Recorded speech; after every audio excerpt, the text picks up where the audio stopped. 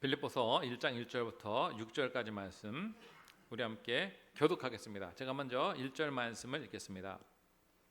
그리스도 예수의 종 바울과 디모데는 그리스도 예수 안에서 빌립보에 사는 모든 성도와 또한 감독들과 집사들에게 편지하노니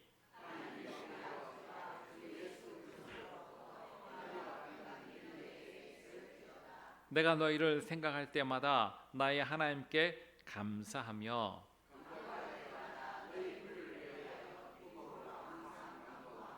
너희가 첫날부터 이제까지 복음을 위한 일에 참여하고 있기 때문이라. 너희 안에 착한 일을 행하신 이가 그리스도 예수의 날까지 이루실 줄을 우리가 확신하노라. 아멘. 여러분 한 주간 잘 지내셨습니까? 여러분 삶에 하나님의 크신 은혜와 도우심이 차고 넘치시기를 주의 이름으로 축복합니다. 우리 앞뒤 양옆에 있는 분들 함께 인사하겠습니다. 축복합니다. 반갑습니다.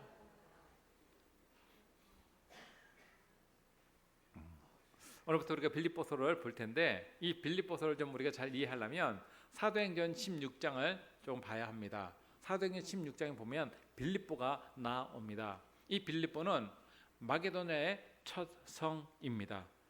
그러니까 이 빌립보가 마게도냐의 첫 성이라고 하는 것은 그만큼 빌립보가 아주 중요한 위치에 있다는 것을 우리가 알 수 있습니다. 지금 빌립보는 불가리아 아시죠? 불가리아와 북그리스도 사이에 있습니다. 여기에 에게해가 좀 가까이 있습니다. 그 빌립보에서 한 12km 가면 에게해가 있습니다. 그래서 옛날에서부터 이 해상무역이 굉장히 발달됐던 곳이고 또 이 빌립보가 위치가 굉장히 좋기 때문에 굉장히 이 도로가 많이 발달돼 있었던 곳이 바로 빌립보였습니다. 또한 이 지역이 참 축복받은 지역이라는 것이 수원지가 굉장히 많답니다. 물이 많은 것은 그만큼 풍요로운 것을 상징합니다. 그래서 땅이 굉장히 비옥했던 곳이 빌립보였습니다. 또한 여기에 판게우스 금광이라는 그 금광이 있었기 때문에 굉장히 경제적으로도 잘 사는 곳이 바로 빌립보였다고 합니다. 근데 이 빌립보가 주전 168년에 로마에 점령을 당하게 됐습니다. 그런데 놀랍게도 이곳을 로마가 굉장히 좋은 곳이기 때문에 점령하고 만 것이 아니라 로마의 땅으로 그냥 편입시켜 버렸어요. 그러니까 이것은 어떤 곳이 된 거예요? 로마가 된 것입니다. 이것은 굉장히 큰 의미가 있습니다. 왜냐하면 로마가 어떤 나라를 식민지 삼는 나라가 있습니다. 이스라엘 같은 경우. 그러면 식민지이기 때문에 그 땅에 조공을 바쳐야 되는 거예요. 세금도 바쳐야 되고. 그런데 이 빌립보는 그렇게 한 것이 아니라 로마로 귀속시켜 버렸기 때문에 이 빌립보에 있는 사람은 로마와 똑같은 특권을 갖고 있는 거예요. 여러분 로마의 특권을 갖고 있는 것은 굉장한 겁니다. 내가 뭐가 있냐면 재산을 지킬 수 있는 재산권을 갖고 있고 또 법정에서 내가 소송할 수 있는 소송권도 갖고 있을 수 있는 것이고 그 당시에 인두세가 있고 토지세가 있었는데 로마 사람에게는 인두세와 토지세를 감면시켜줬습니다. 그러니까 이런 세는 어디에 받아요? 식민지에서 받는 거예요. 그러니까 빌립보 사람들이 로마 사람들을 굉장히 좋아했고 로마를 굉장히 추종했고 로마의 법을 따랐습니다. 그래서 풍습마저도 로마화 시켰던 것이 빌립보였습니다. 그러니까 이 빌립보 사람은 우린 빌립보 사람이다. 또 로마와 같다. 제2의 로마의 도시다. 이런 거에 대한 자부심이 컸을까요? 적었을까요? 컸죠. 또한 그 당시에 로마가 세계를 지배했거든요. 그러니까 이 사람들의 자부심이 굉장히 컸던 것을 우리가 알 수 있습니다. 그래서 이 사도행전 16장에 보면 사도 바울이 빌립보에 가지고 복음을 전하고 또 보면 점치는 여자가 있었는데 이 점치는 여자가 사실 그 주인이 따로 있었습니다. 그 사람이 돈으로 그 여인을 사서 그 사람 점치게 하고 그 돈을 그 사람이 착복하는 거였는데 이 사도 바울이 보니까 너무 불쌍해요. 그래서 귀신을 쫓아내버렸습니다. 그러니까 이 여자가 점을 치지 못하게 되었죠. 그러니까 어떻게 해요? 사도 바울을 법정에 고발했습니다. 그 고발했을 때 그 기소한 그 기소 제목이 뭐냐면 이 사람은 로마의 법을 어기고 로마의 풍습을 어그러뜨리는 것을 가르쳤다. 이게 제목입니다. 그러니까 이 사람들이 로마의 풍습과 로마의 법을 얼마나 소중하게 여겼는지를 알 수 있습니다. 그래서 이 사도 바울이요 굉장히 어려움에 처하게 되었는데 사도 바울이 여기서 빠져나오는 방법이 또 있었습니다. 뭐 얘기했냐면 나는 로마 시민권을 갖고 있다. 그러니까 그 모든 잡음이 어떻게 돼요? 다 잠잠하게 된 거예요. 그러니까 이 빌립보 사람들이 로마에 대해서 얼마큼 추종했고 로마의 시민권을 얼마나 중요시 여겼고 로마와 얼마나 친밀한 관계를 가졌고 로마에 속했던 것이 얼마나 그들에게 큰 자부심이었다는 것을 우리가 알 수가 있습니다. 그래서 나중에 사도행전 16장을 보시면 이 내용이 다 기록되어 있는 것을 우리가 알 수 있습니다. 자, 이만큼 이 사람들은 그 로마에 대한 아주 좋은 의식을 갖고 있었고 그들의 법과 풍습과 모든 것을 다 따라하고자 했고 그 모든 것을 추종했습니다. 그러니까 한마디로 말해서 뭐냐면 그 당시에 로마의 모든 트렌드가 뭐냐면 세계 최고이기 때문에 그걸 따라가는 거예요. 최고를 따라가는 거예요. 자, 그런데 이 빌립보는 종교적으로 보면 굉장히 혼탁했습니다. 그러니까 빌립보에 있는 그들의 우상도 있고 로마의 우상도 섬겨야 되고 또 점성술도 있었고 점도 많이 치고 그러다 보니까 미신이 굉장히 많았던 거예요. 또 숙명론을 받아들였기 때문에 자기의 이 신이 자기에게 내는 숙명대로 살 수 없지만 대신 이 숙명을 바꾸는 방법이 있어요. 뭐예요? 구슬하거나 이 점을 보거나 계속 그래가지고 이 신의 그 마음을 노여움을 풀어주고 그 신을 기분 좋게 하면 자기 운명도 어떻게 되는 거예요? 바뀌는 거죠. 그래서 여러분 우리도 옛날 그런 거거든요. 비나이다 하는 거 뭐예요? 신의 마음을 얻는 거예요. 그래서 내 운명을 바꿔주고자 하는 거죠. 그러니까 미신이 대부분 다 비슷합니다. 그러니까 여기 보면 신비적인 종교 이런 것들이 굉장히 많이 있었던 것을 우리가 알 수 있습니다. 그런데 이런 곳에 사도 바울이 복음을 전하자 갈등이 많았을까요? 적었을까요? 굉장히 많았어요. 그러니까 갈등이 굉장히 많고 어려움이 많이 있었던 것을 우리가 알 수 있습니다. 그런데 그런 곳에서도 하나님께서 빌립보 안에 역사시자 하나님의 놀라운 역사가 이곳에서 일어난 것을 우리가 알 수 있습니다. 사실 이 사도 바울은 빌립보에 갈 마음이 전혀 없었습니다. 아시아에서 선교를 하려고 그랬고 그래서 비두니아로 가서 거기서 복음의 역사를 일으키려고 했는데 꿈에 환상이 나타났습니다. 마게도니아 사람이 나와서 우리를 도우라 하는 환상을 보게 되었고 하나님께서 이 꿈을 통해서 나를 이끄신다는 것을 알게 되었고 그래서 아시아로 가려고 했던 그 방향을 틀어서 유럽으로 향해 가게 되었습니다. 그런데 이 마게도니아가 굉장히 크고 위대한 성인데 그 마게도니아의 첫 성이 어디라고요? 빌립보였습니다. 마게도니아의 첫 성이 어디요? 빌립보. 그만큼 그것이 중요한 위치에 있다는 것을 우리가 알 수 있습니다. 자, 빌립보에 이른 이 사도 바울이 제일 먼저 한 것이 있는데 그것이 바로 뭐냐면 회당을 찾는 거예요.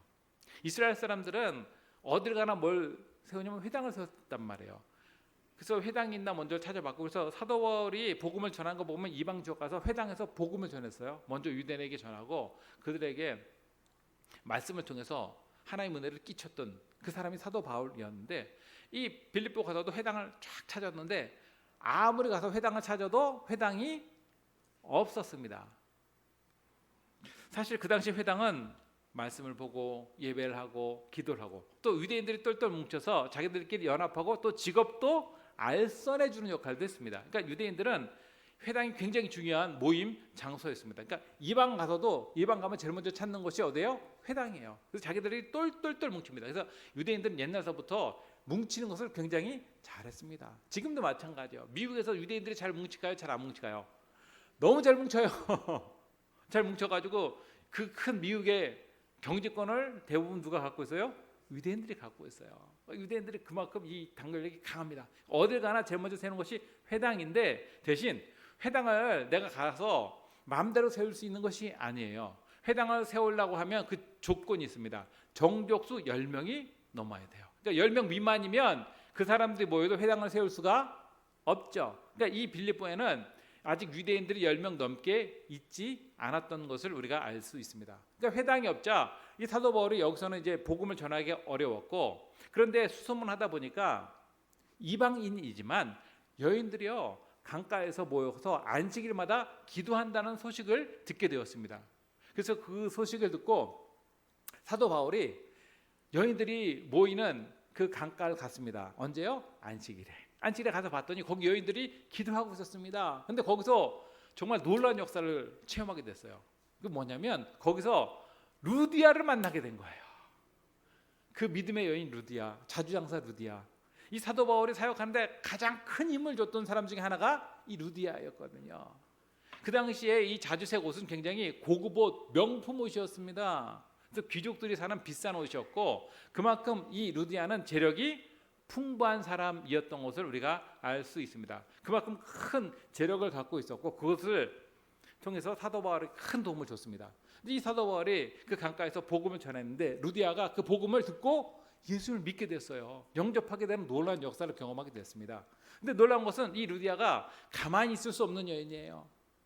이 좋은 것을 우리 가족에게도 전해달라고 그래서 사도 바울이 그 가족에게 복음을 전했는데 그 가족도 다 그 복음을 듣고 예수 믿고 구원받는 역사가 나타나게 되었습니다. 그러니까 여러분 이걸 통해서 루디아 가족 전체가 예수 믿는 또 복음의 큰 기둥 같은 역할을 하는 아주 선한 역할을 감당하게 된 것을 우리가 알 수 있습니다.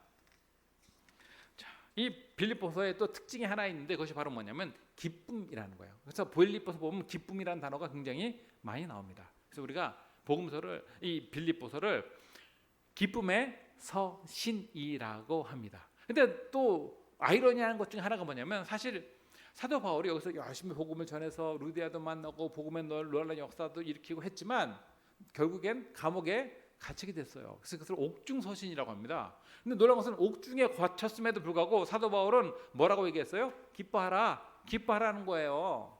여러분 옥에 갇힌 자가 어떻게 기뻐하라고 얘기할 수 있으며 자기가 기뻐할 수 있겠습니까?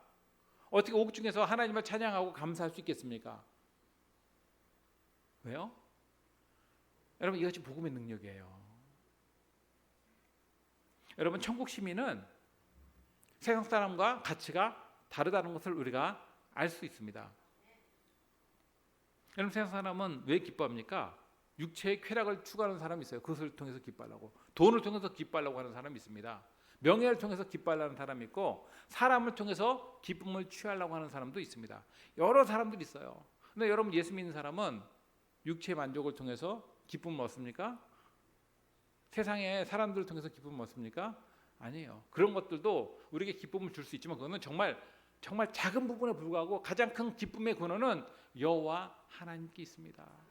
주님이 나와 함께 하시고 예수님이 나와 함께 하시기 때문에 기뻐하는 거예요. 또한 우리에게는 복음이 있어요.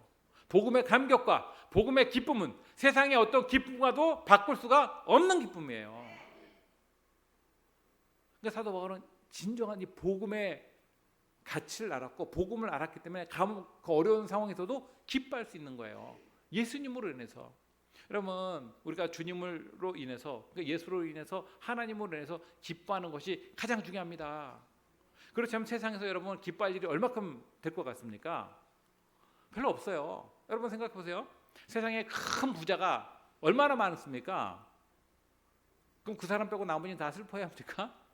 제가 보니까 부자라고 해서 또 다 행복해하는 건 아니더라고요. 돈 많음에도 불구하고 뭐 헛짓이나 하고 다니고 말기나 하고 다니고 인생 망치고 그런 경우도 많아요. 재벌의 총수들의 아들 딸들 보면 물론 그 중에 훌륭한 분도 있지만 뭐 이상한 사람도 많아요. 보면 그래 돈이 많아도 이상한 헛짓을 많이 하고 사람들 괴롭히긴 하고 그런 경우가 참 많이 있습니다. 자, 이렇게 주로 인해서 기뻐하는 거 이게 참 중요하다는 것을 우리가 말씀을 통해 배울 수 있습니다. 또한 사람은요 내가 인식한 대로 행동하게 돼 있습니다. 내가 어떻게 인식하느냐가 중요해요. 내가 인식하느냐에 따라서 그 태도가 바뀌게 돼 있습니다. 사도 바울은 성경 보면 자기를 뭘로 인식했냐면 예수 그리스도의 종으로 인식했어요. 예수 그리스도의 종, 자기 인식이 중요합니다. 그러니까 사람은 자기가 인식한 대로 행동하게 돼 있습니다. 자, 한번 볼게요. 어떤 사람은 남자인데 자기를 여자처럼 인식하는 사람이 있어요. 남자들 중에서 보면 여자 옷을 입고 화장하고 다니는 사람이 있습니까 없습니까? 있어요. 속옷도 여자 옷 입고 다니고 참 민망해서 말도 못하겠는데 그런 사람이 있단 말이에요. 그 사람은 남자임에도 불구하고 자기를 남자로 인식하는 겁니까? 여자로 인식하는 겁니까? 여자로 인식하죠. 그러다가 나중에 뭐까지 무슨 수술까지 해요? 성전환 수술까지 하는 거예요. 완전 여자 대버리려고 이제. 처음부터 성전환 수술하는 것이 아니라 자신이 여자로 되고 싶어하고 여자로 인식하고 그러면 화장하고 다니고 여자 옷 입고 다니고 가발 쓰고 다니고 뭐 치마 입고 다니고 그러고 막 다니다가 나중에 뭐까지 하는 거예요? 수술까지 하는 거예요. 그러니까 여러분 사람이 인식하는 것이 무섭습니다. 내가 무엇으로 인식하느냐에 따라서 내 정체성이 달라지는 거예요. 여러분, 우리 세상에 살지만 우리가 세상 사람을 인식하면 안 돼요. 하나님의 사람, 축복의 사람, 하나님의 은혜 가운데 서는 사람, 하나님의 자녀로 인식해야 돼요. 우리가 어떤 상황에서도. 여러분, 우리는 사람의 사람이 아니에요. 하나님의 사람입니다. 우리가 비록 큰 부자는 아니지만 그럼에도 불구하고 우리는 축복의 사람이에요. 왜요? 복의 근원인 하나님께서 나를 사랑하시고 나와 함께 하시기 때문에. 그래서 다른 사람은 나를 사랑하지 않는다 할지라도 하나님의 사랑에서 우리가 끊을 수 없다는 인식을 갖고 살아야 돼요. 그래야 우리가 이 세상에서 힘있고 활기차게 살 수 있는 그런 존재가 되는 거예요. 정체성이 중요합니다. 내가 무엇으로 인식하느냐. 그래서 사람은 자기 인식하는 대로 행동하게 돼 있어요. 사도 바울은 자신을 예수 그리스도의 종으로 인식했습니다. 종으로. 사실 종이라는 것은 그렇게 좋은 게 아닙니다. 종은 위치가 높은 위치에 있는 존재도 아닙니다. 허드렛 일을 하는 자고 힘든 일을 하는 것이 종이에요. 노예입니다. 노예. 그럼에도 불구하고 왜 사도 바울은 자신을 예수 그리스도의 종이라고 인식을 했을까요? 여러분, 이스라엘에는 종이 있긴 있지만 실제로 이 종이 되어도 6년 동안 일하고 7년 되면 어떻게 해요? 풀어주게 돼 있어요. 안식년이 되면 풀어주게 돼 있습니다. 그러니까 종이라고 해서 영원히 삼지 않습니다. 왜냐하면 같은 형제 자매이기 때문에 종으로 삼지 못하게 율법에 기록돼 있습니다. 그러니까 6년 동안만 일하고 7년 되면 풀어주게 돼 있습니다. 그러니까 보통 종이 되는 경우가 뭐냐면 빚을 많이 줘가지고 물건 다 팔아도 갚지 못하면 나중에 어떻게 하는 거예요? 내 몸 팔아가지고 그 빚을 다 탕감하고 자기는 뭐가 되는 거예요? 종이 되는 겁니다.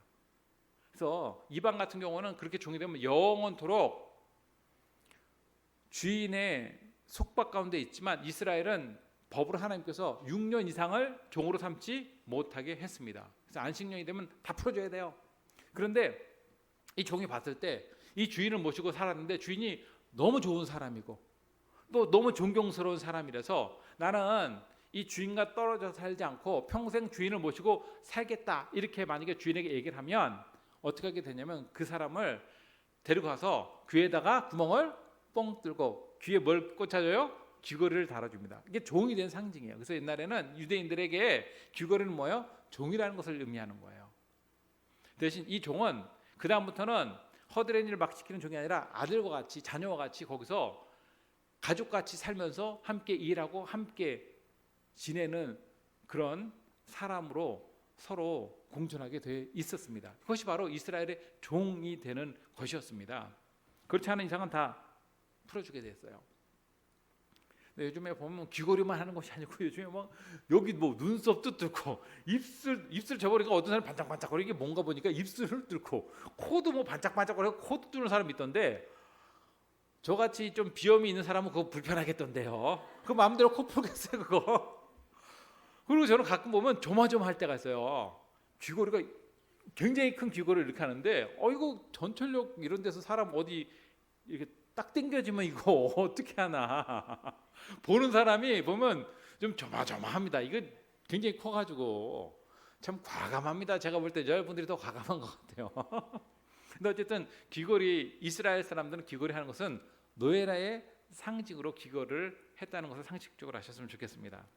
자, 어쨌든 이렇게 종이 되는데 종이 되더라도 여러분 누구의 종이 되느냐가 중요해요. 여러분 로마 시대에도 종이 있었는데 아주 로마의 시대의 종들은 대부분 비참하게 살았지만 그럼에도 불구하고 주인이 어떤 사람이냐에 따라서 노예 인생이 달라져요. 왜냐하면 착하고 선한 주인을 만나면 그 인생도 좋아지는 거예요. 악한 악덕업자를 만나면 피곤하게 되는 거고. 근데 이 착하면서도 지위가 굉장히 높은 귀족의 종이 된다. 그럼 이 사람은요 평민보다 더 잘 먹고 더 잘 삽니다. 농사하는 사람들은 잘못하면 이 떼거리도 없어서 굶어 죽을 수 있는데 이 사람은 그런 상황이 아니에요. 그런 어려운 상황에서도 이 좋은 주인을 만나면 잘 먹고 잘 살 수 있고 또 특히 왕의 종이 되는 것은 또 아주 큰 영광이라는 것을 우리가 알 수 있습니다. 그래서 여러분 종이 되더라도 주인이 누구냐가 중요해요. 여러분 우리가 종이 된다 할지라도 우리 주인이 누구세요? 하나님이세요. 예수 그리스도가 우리 주인이세요.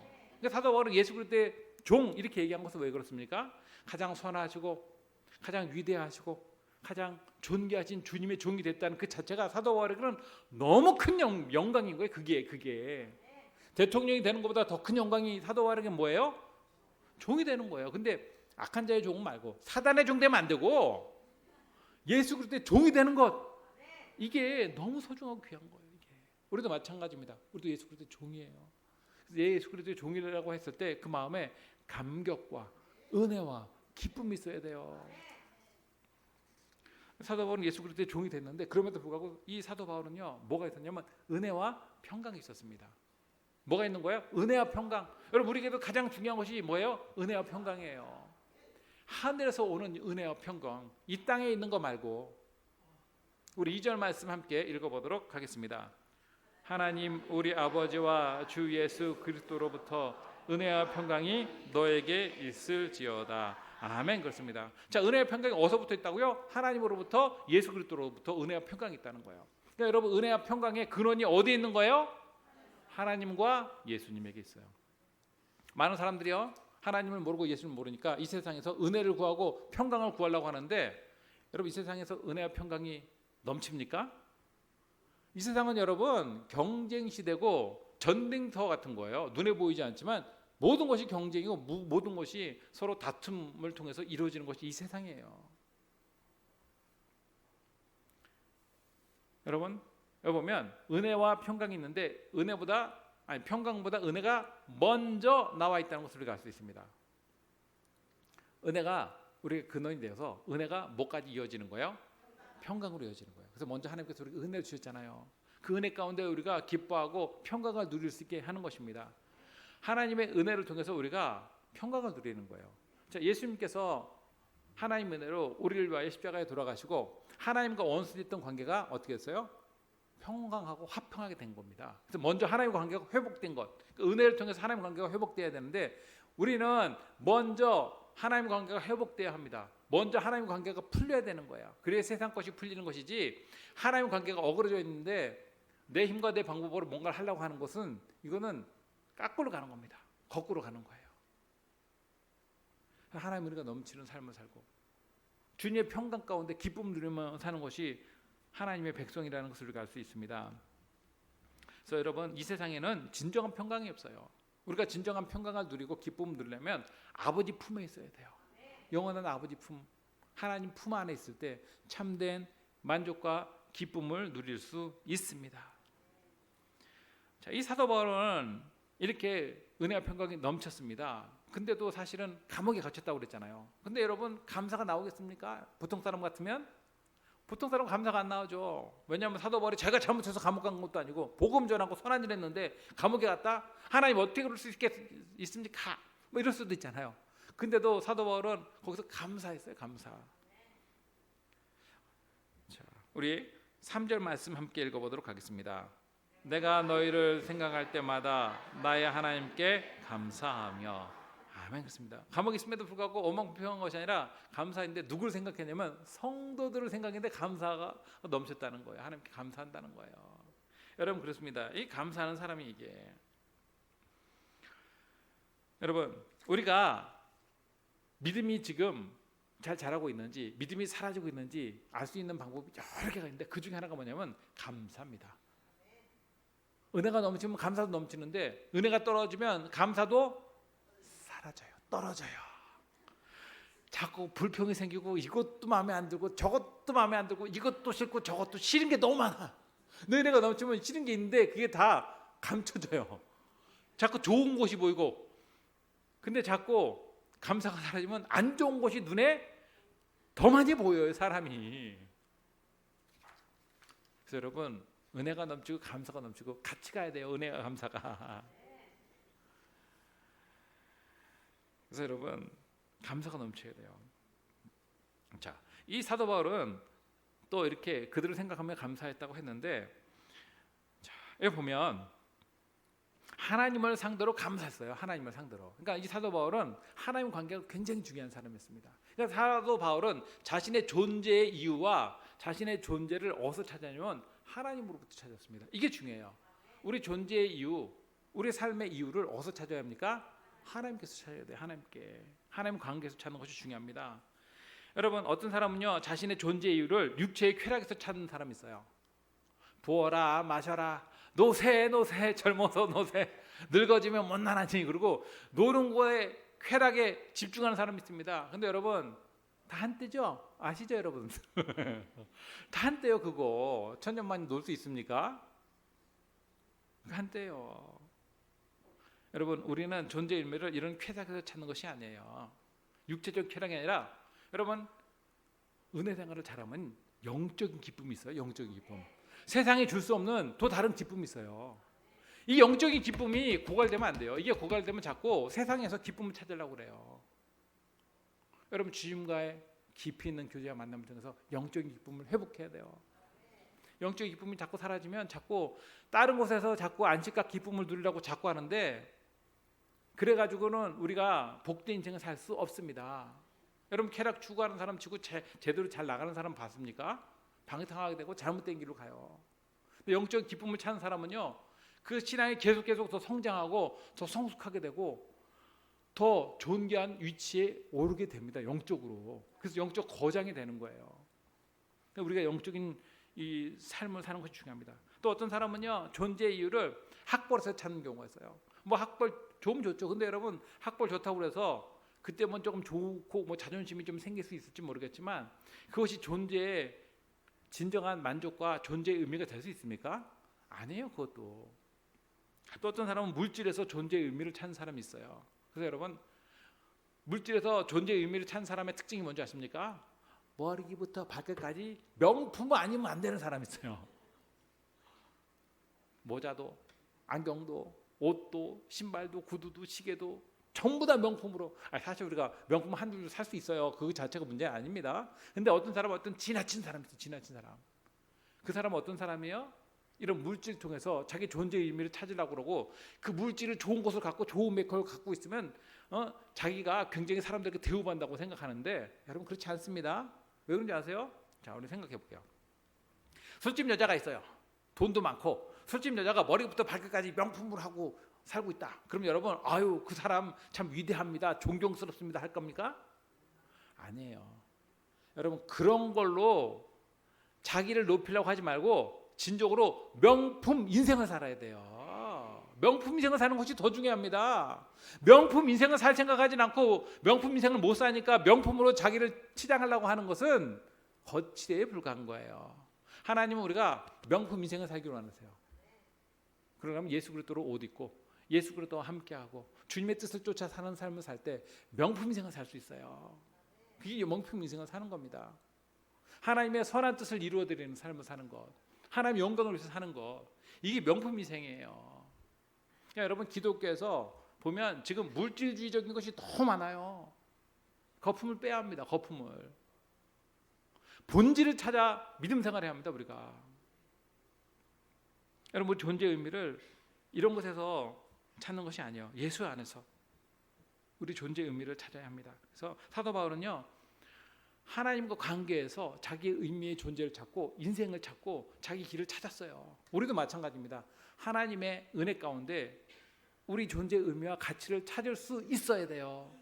영적으로 어두운 사람은 이걸 찾을 수가 없습니다. 여러분 영적으로 우리가 밝아야 합니다. 말씀을 통해.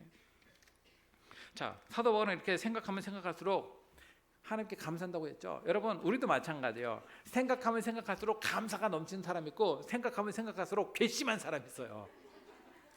어떤 사람은 내가 생각했는데 그 사람 생각하면 너무 만면에 미소가 띄어지고 기쁨이 막 넘치는데 어떤 사람은 생각하면 생각하기도 싫어. 머리가 아파오고.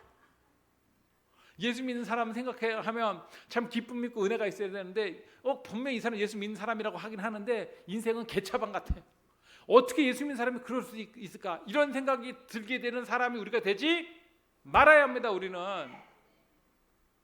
다른 사람이 생각했을 때 이 사람은 참 은혜 있는 사람이고, 물론 100% 완벽한 사람이 어디 있습니까? 그럼에도 불구하고 하나님 은혜를 사모하고 말씀 가운데 사는 삶, 그래서 사람들이 생각했을 때 참으로 기쁨과 미소가 지어지는 삶을 살면 이것이 참으로 하나님께 영광이 되는 거예요. 그것이 우리가 이런 삶을 살아야 합니다. 우리가 이런 공동체가 돼야 돼요. 그래서 여러분 우리 교회 성도 하나하나 생각했을 때 이 사람도 생각하면 기쁨이 나고 미소가 지어지고, 이 사람을 생각해도 그러는데 이 사람만 생각하면 짜증이 올라오고 그러면 안 돼요. 사도 바울은 이렇게 사람들 생각하면서 하나님께 감사했습니다. 그리고 뭐 했냐면 간구했어요. 여러분, 감사와 간구가 함께 가는 것이 중요합니다. 기도할 때도 감사 기도해야 돼요. 우리 4절 말씀 함께 읽어보도록 하겠습니다. 간구할 때마다 너희 무리를 위하여 기쁨으로 항상 간구함은. 아멘. 그렇습니다. 간구할 때마다 무리를 위해 기쁨으로 간구했다는 거예요. 기쁨으로 간구하는 거, 이게 중요합니다. 감사하며 간구하고 기쁨으로 간구하는 거. 여러분, 우리 교회도 간구하고 기도하는 교회가 되어야 해요. 하나님의 뜻을 이루어드리는 교회 되게 해달라고, 기쁨이 넘치는 교회 되게 해달라고, 세상이 혹 감옥 같다 할지라도 주의 은혜 가운데 기쁨을 누리는 인생을 살게 해달라고 기도하며 나가는 것이 중요합니다. 우리가 잘 알고 있는 말씀, 빌립보서 4장 6절 7절 말씀 함께 읽어보도록 하겠습니다. 아무것도 염려하지 말고 다만 모든 일에 기도와 간구, 너희 구할 것을 감사함으로 하나님께 아뢰라. 그리하면 모든 지각에 뛰어난 하나님의 평강이 그리스도 예수 안에서 너희 마음과 생각을 지키시리라. 아멘. 여기 있는 말씀같이 우리 염려하지 말고 모든 일에 감사함으로 기도와 간구로, 감사함으로 기도와 간구하라는 거예요. 그래서 기도할 때 감사로 기도하는 거 중요합니다. 하나님께, 하나님 오늘 하루하루 우리 인생을 살게 하여 주시고 생명 연장시켜 주시고, 여러분 하나님 은혜가 넘치면 사실은 내가 걷고 다니는 것도 하나님 큰 은혜라는 것을 깨닫게 돼요. 여러분 걷고 다니는 것도 하나님 은혜 아니면 여러분 마음대로 이렇게 걷고 다닐 수 있을 것 같습니까? 두 다리 쭉 펴고 잘 수 있는 것도 하나님 은혜 아니면 그렇게 살 수 없어요. 하나하나에 감사가 넘치는데 원망과 불평하기 시작하면 하나하나 다 마음에 안 들어요. 그래서 우리가 자꾸 세상을 보고 사람 바라보지 말고 그 초점을 주님께 맞춰야 됩니다. 주님의 은혜에 맞춰야 돼요. 그럴 때 자꾸 기쁨이 확장되고 은혜가 더 커지고 감사가 더 넘치고, 그리고 은혜와 기쁨, 감사가 넘치면 우리 인생이 행복해질까요? 불행해질까요? 그래서 행복해지는 거예요. 그렇기 때문에 세상 사람이 행복해지는 것과 예수 믿는 사람이 행복해지는 것이 같을까요? 다를까요?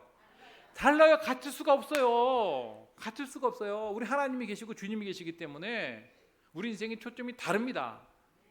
그 분명하게 하고 믿음 생활을 합니다. 자, 이렇게 사도 바울은 감사하고 기도했습니다. 우리 5절 말씀 함께 읽어보도록 하겠습니다. 너희가 첫날부터 이때까지 복음을 위한 일에 참석하고 있기 때문이라.